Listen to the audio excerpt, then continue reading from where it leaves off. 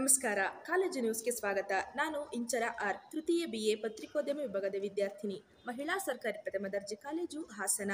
ನಗರದ MG ರಸ್ತೆಯಲ್ಲಿರುವ ಮಹಿಳಾ ಸರ್ಕಾರಿ ಪ್ರಥಮ ದರ್ಜೆ ಕಾಲೇಜಿಗೆ ದಿನಾಂಕ 9/2/2024 ರಂದು ಡಾಕ್ಟರ್ KG ಕವಿತಾರವರು ನೂತನ ಪ್ರಾಂಶುಪಾಲರಾಗಿ ಅಧಿಕಾರವನ್ನು ಸ್ವೀಕರಿಸಿದ್ದಾರೆ.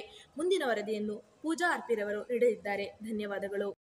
ಹಾಸನದ MG ರಸ್ತೆಯಲ್ಲಿರುವ ಮಹಿಳಾ ಸರ್ಕಾರಿ ಪ್ರಥಮ ದರ್ಜೆ ಕಾಲೇಜಿನಲ್ಲಿ ದಿನಾಂಕ 9/2/2024 ರಂದು ಗಂಧದ ಕೋಟೆ ಮಹಿಳಾ ಸರ್ಕಾರಿ ಪ್ರಥಮ ದರ್ಜೆ ಕಾಲೇಜಿನಲ್ಲಿ ಪ್ರಾಂಶುಪಾಲರಾಗಿ ಕಾರ್ಯನಿರ್ವಹಿಸುತ್ತಿದ್ದ ಡಾಕ್ಟರ್ KG ಕವಿತಾರವರು ನೂತನ ಪ್ರಾಂಶುಪಾಲರಾಗಿ ಅಧಿಕಾರ ಸ್ವೀಕರಿಸಿದರು.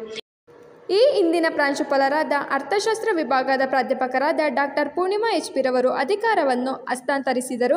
ಹಾಸನ ವಿಶ್ವವಿದ್ಯಾನಿಲಯದ ಸಿಂಡಿಕೇಟ್ ಸದಸ್ಯರಾಗಿ ಡಾಕ್ಟರ್ KG ಕವಿತಾರವರು ನೇಮಕಗೊಂಡಿರುತ್ತಾರೆ.